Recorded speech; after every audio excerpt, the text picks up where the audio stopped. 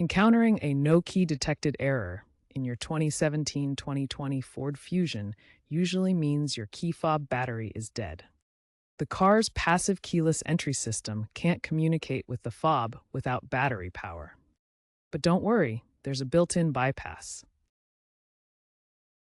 To start your car, first make sure your fob isn't damaged and you have your foot on the brake or clutch. Then, hold the fob directly against the start button and press it firmly. If it doesn't work on the first try, ensure the fob is as close as possible to the button, or try placing the fob on the center console or near the steering column. This is a temporary fix. You'll need to replace the fob battery for a permanent solution. Replacing the CR2032 battery in your fob is a simple fix. Pry open the fob, check your owner's manual for specifics, and swap the battery. You can pick up a replacement for about $5 to $10.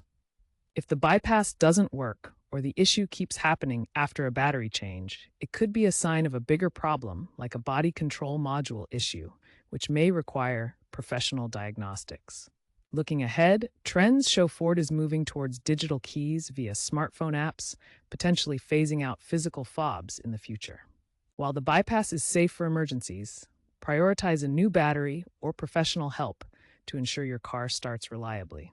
Keep a spare battery handy.